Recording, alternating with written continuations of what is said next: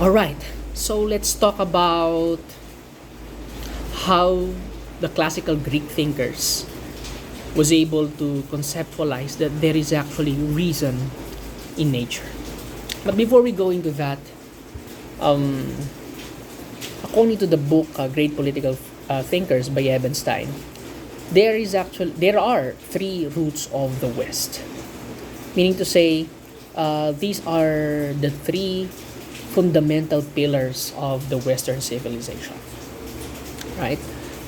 And what do we know about the West? What is the West? Right? What is Western civilization? Is it a geographical place? Um, is it basically located in, let's say, Western Europe?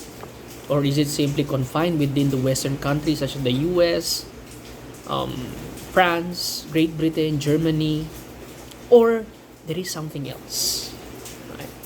You see, the Western civilization is more than just a geographical space. Yes, it started within a certain part of geographical territory. It started from Greece, from Palestine, and basically from there it flourished into the Roman Empire. And even after the Roman Empire, it continued to flourish, going through the medieval period. Some historians will call it the Dark Ages.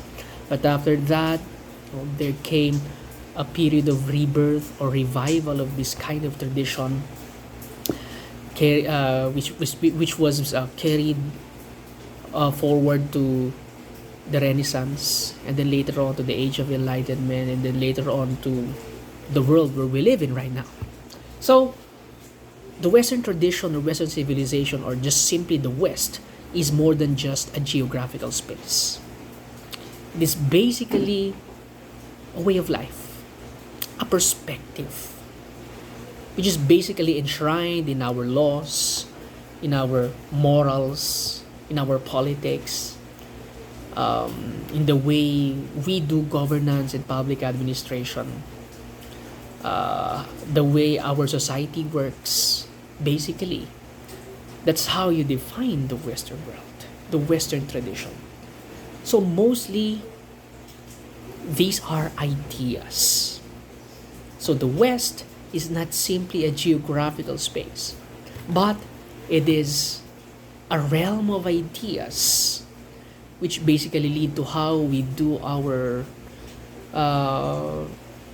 our politics, the way we look at our lives, our culture. Okay, so that's basically the Western tradition. It started in the West, but later on it became part of the whole world, predominantly because of you know colonialism, when these Western powers several centuries ago uh, decided to conquer other lands, and from there they were able to bequeath um, their way of life to these people in Africa and in Asia and other parts of the world. Now, this video will not be focused on whether that is good or that is bad. What I'm just trying to say is that it became the bridge from Europe going towards the other parts of the world. So, what are these roots of the West that we are talking about? According to Ebenstein, it's Jewish monotheism, Christian love, and Greek rationalism. And for him, these three are basically the foundations of everything that we believe in the Western world. How could that be? I mean, when we talk about, let's say, Jewish monotheism, the Jewish people started as an irrelevant tribe within the heart of the Mesopotamian civilization. A lot of things happened to them, but they're not really that relevant. They're not an empire. They're not conquerors. We cannot say that they are culturally superior to other people, and yet their way of thinking, their way of life has crept into ours. But one might ask, how do we see that? How do we see that in what's happening right now? Well, you see, in the ancient world, it's really very difficult to conceptualize unity. It's very difficult to conceptualize or even imagine that there's a possibility that we could be united. Why?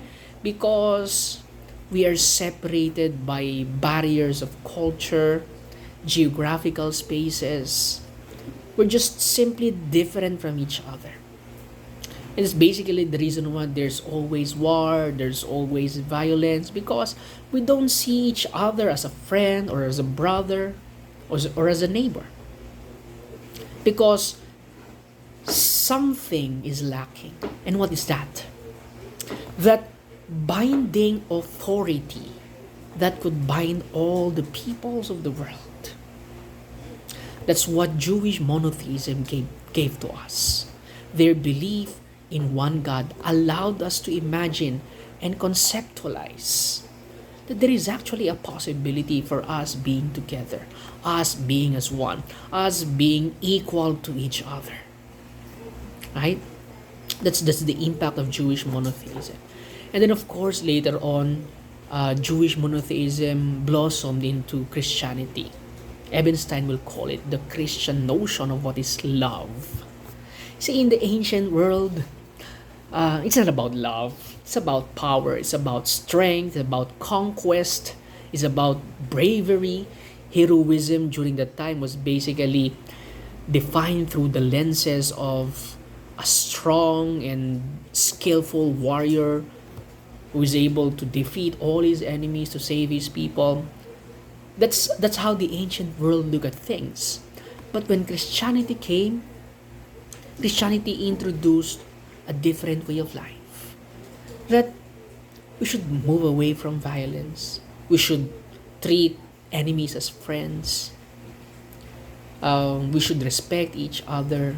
We should care for each other. We should nurture community life. Everybody is equal with each other, right? And hence the concept of Christian love. Now, if we look at what we are doing in the West right now, if we look at, let's say, how the laws are structured, if we look at how democratic politics is structured, if we look at how human rights are formulated, basically, both Jewish monotheism and Christian love has a strong influence in the forming of all these beliefs. But the thing is, there's another pillar. It's not just about Christian monotheism or Christian love. Jewish monotheism or Christian love. There's another important pillar, and this is basically Greek rationality.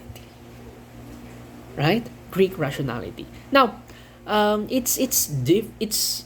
talk about Christian love, when we talk about Jewish monotheism, one might say that there is what do you call this? A credible source, or shall we say a conclusive source for the knowledge derived from this. Well, of course, you have the Torah, you have the Bible, you have the Christian tradition, you have the Jewish tradition, and so on. So basically, you have all these things to look at when you try to study monotheism and Christian love.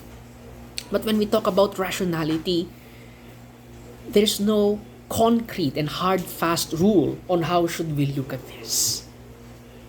But it was the ancient Greeks were basically able to conceptualize, not really conceptualize, but to discover that there is actually reason in nature. Now, what do you mean by that? What do you mean by that when we say reason in nature? Right? Well, simply put, it means there is an objective structure of whatever is happening around us. When we talk about nature, the Greek word for it is physis. It means the natural world, the physical world. The trees that are growing, the pouring down of water from heaven, which we call rain, earthquakes, volcanic eruptions, formation of clouds, gravity, and all this stuff. This is part of nature, right?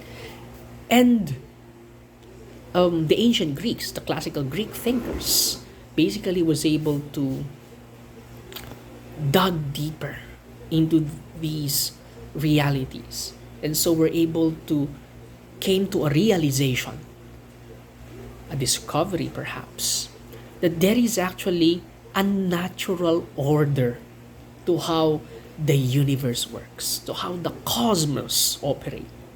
There's a natural order to it. And this natural order, the pattern, this pattern or order or structure of the reality of nature could be discoverable by reason. And not just simply discoverable, they could be understood by reason. Look at that. Right? Could be understood by reason. Okay? This means that this is the birth of science, right? This is the birth of science. What do you mean by science, right? There are observable phenomenon out there in nature, and when we observe them, look closely into them, apply the scientific method, we could actually begin to unravel its mysteries. We could begin to understand, evaluate what is really happening, right? That's what science is. And it's basically science, well, at least how the Western world have conceived it, was basically started by classical Greek thinkers. This is what we mean to say when we say that there is reason in nature. There is a logic to nature. The Greeks will basically call it the logos. Well, the word logos is a bit perplexing because literally it means word or speech. But if you look at it in the context of classical Greek way of thinking, it's much more than that. Logos means it's the ultimate pattern, the ultimate reality of things, which basically transcends everything that we see. And this reality may be naked, may be invisible to the naked eye. We may not be able to see this reality, but they exist. It's there. This objective, ultimate reality is out there. That's the logos, right? The divine reason, so to speak. The pattern of patterns. Now, how did this start? Well,